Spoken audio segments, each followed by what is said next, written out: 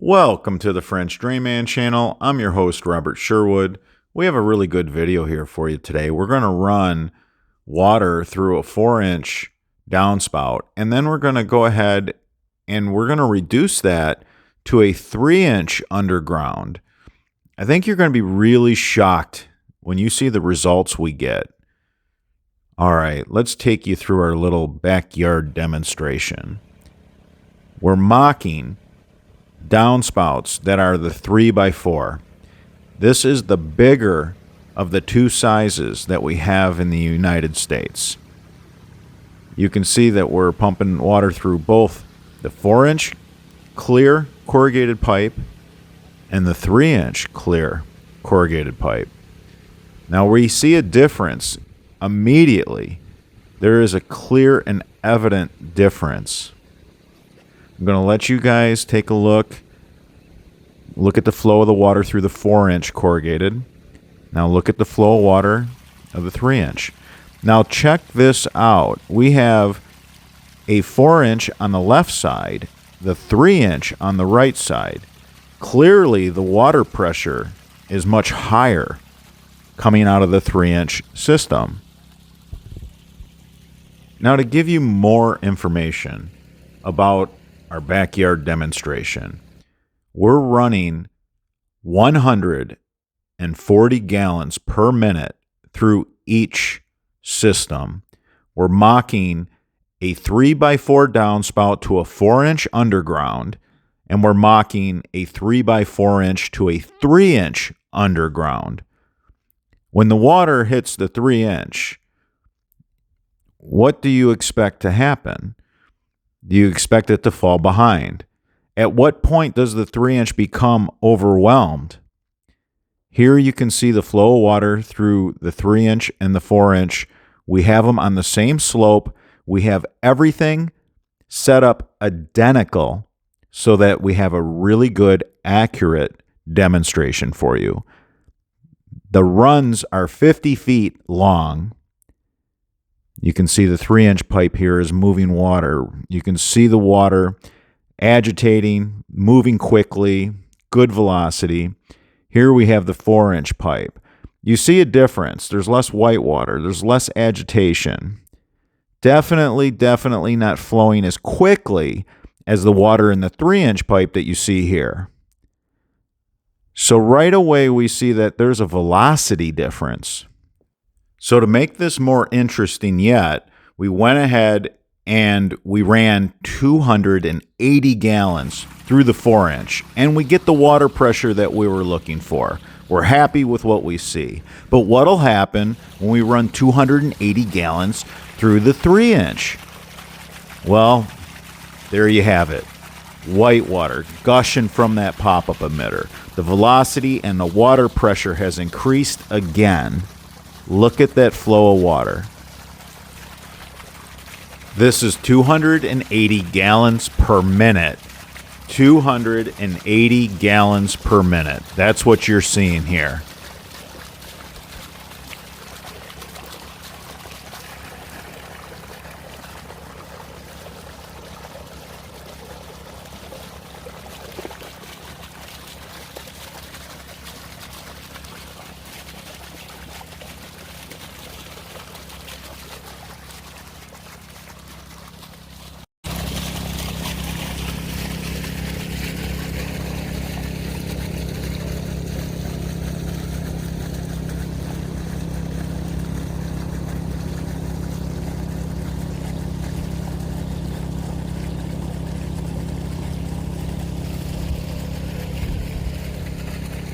You get more water pressure. You get more pounds per square inch. God, that's a beautiful sight right there. Let's give you a little more of the details. So we have a 4-inch system set up next to a 3-inch system set up on the exact same grade. They're at 2% slope. It's a gravity-powered system. We're dropping the water in a downspout. We're simulating what it's like for the water to come off the gutter off the rooftop, down the gutter downspout, and hit these underground lines. We're simulating the 3-inch and the 4-inch. Look at the white water in that 90 right there. There's no shingle gravel building up in that.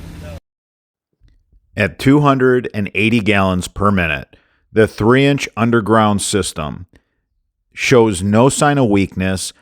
If anything, we're happy with all the results. The velocity of the water pressure, the pounds per square inch, the PSI. That is what counts when it comes to building a really good underground downspout system. If you have a lot of velocity and you have the pounds per square inch, the PSI, it's going to push tree seeds and shingle gravel. This is better if it's raining a little bit. The 4-inch pipe won't clean itself.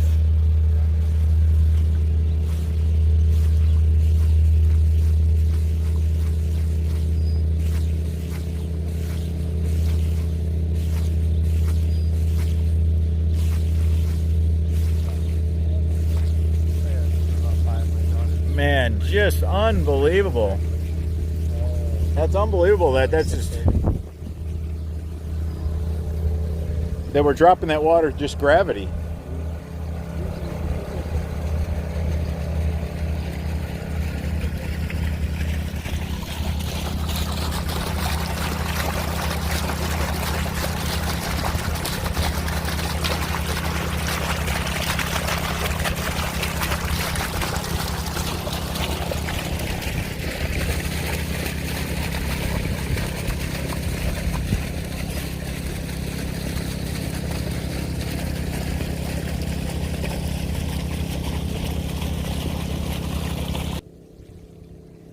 So clearly, what we have concluded this far in our backyard demonstration is that on a 50-foot run on 2% slope with a gravity-powered system where you're dropping the water off a rooftop, simulating that it's coming out of the gutter, pouring into a 3 by 4-inch downspout, you can see that the 3-inch line outperforms the 4-inch line at both 140 gallons per minute and at 280 gallons per minute. Look at that.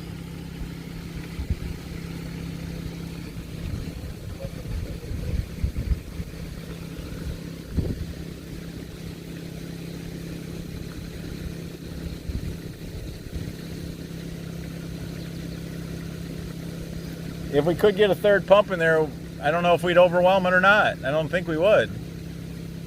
It looks like it just it'll just go faster. The water just speeds up. It just goes faster.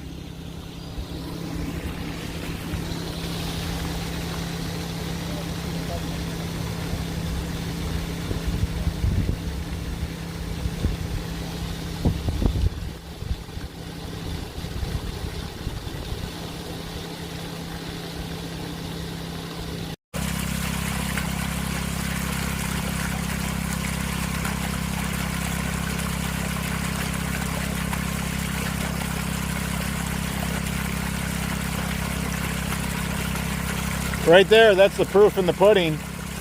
You got so much more pressure out of that 3-inch.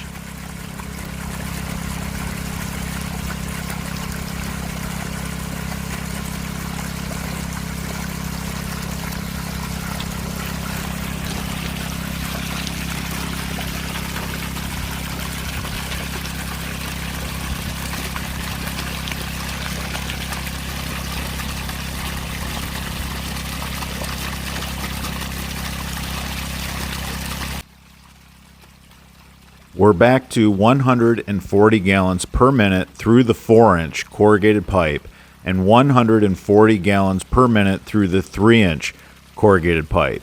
You can see the water pressure difference. There is definitely a clear winner when it comes to pounds per square inch. Which one would push shingle, gravel, and leaves out? Which one would have the best result with that? More than likely, the 3-inch line is going to outperform the 4-inch line when you put it up against lower flow and moderate flow. Will the 3-inch pipe eventually get overwhelmed is the question. Are there other liabilities that come with the 3-inch pipe? We have to weigh out the differences. I'm going to go through my thoughts on both the 3-inch and the 4-inch underground downspout system. I'm going to explain to you what's happening here in textbook form, and then I'm going to give you my 35 years of experience and how I view this. There's two things that are happening right here at the gutter downspout. We have the 3x4-inch gutter downspout tied to both the 3-inch translucent corrugated pipe and the 4-inch translucent corrugated pipe. There's two things that are happening right here that are the major causes to what's happening at the other end of this line, showing both the pounds per square inch, the water pressure, and then the water velocity as you look at the water moving through the 3-inch corrugated pipe versus that 4-inch corrugated pipe. You can see there's a clear winner when it comes to velocity. But how is it that the 3-inch pipe has a higher velocity of water flowing through the pipe? You can take a look at the 4-inch next to the 3-inch, and you can clearly see there's more white water in the 3-inch pipe. You can see there's more agitation. You can just see that the velocity and the water pressure is higher in the 3-inch corrugated pipe versus the 4. Now, before I tell you where the 3-inch pipe shines and where you want to use the 3-inch pipe, I have to talk about the 4-inch pipe, which is industry standards. The 4-inch pipe is a one-size-fits-all. You have to realize that the 4-inch pipe is going to do everything for you.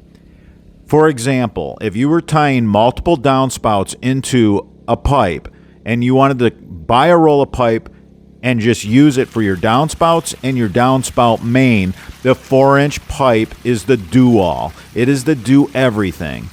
It is the one-size-fits-all. The 3-inch pipe, however, it does have its limitations, and I'm going to share those with you. You could run up to 2 downspouts on the same 3-inch line. I wouldn't advise going past 2 downspouts on the same 3-inch line. If you go to 3 downspouts, you need to bump it up to a 4-inch main. There is at some point a give to the 3-inch line. It's only going to move so much water. At some point, the velocity is not going to continue to increase and pick up. You're going to overwhelm it, and you're going to end up having to fall into the 4-inch pipe category. One thing that I can share with you, and I can tell you with great certainty, homeowners do not clean their distribution boxes and their inline catch basins. They let them build up and build up and build up until they can't hold any more shingle, gravel, tree seeds, decomposed leaves, and it soon ends up pouring into the pipe itself. When you have a 4-inch pipe, it displaces so much more area. That's where the 4-inch pipe comes in. It rescues the homeowner and saves them from themselves. Now, this is what's happening here at the downspout. We have a 3-inch line. The water is coming down a 3x4 downspout that we're filling up completely. When it hits the 3-inch line, the velocity picks up because you're pushing the water through a smaller diameter. It's known as the mass flow rate. You have kinetic energy of all this water that's falling, gravity down this 3x4 downspout. When it hits the 3-inch line, it's a smaller diameter. Instead of slowing down and backing up and pouring over, the water picks up velocity when it hits a smaller diameter. That is fluid dynamics. This is what's known as the mass flow rate. The kinetic energy of fluid, when it hits something smaller, it just picks up velocity when it hits the smaller size area in the pipe at the 3-inch here. At some point there is a give, but with 2% slope with 50-foot run, as you can see, we had great performance. When the water hits this 3-inch, and it's necked down, it accelerates and it picks up speed as it goes through the 3-inch pipe from the 4-inch to the 3-inch.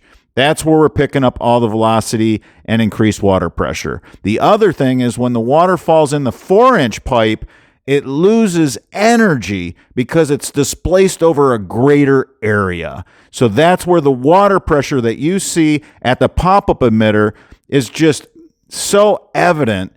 On the left side is the 4-inch, on the right side is the 3-inch.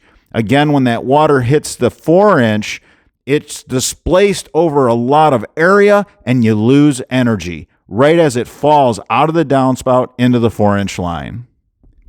If you found this information helpful, please give us a thumbs up. It supports the channel.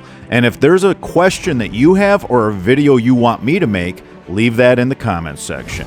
I'm your host, Robert Sherwood, and until that next video.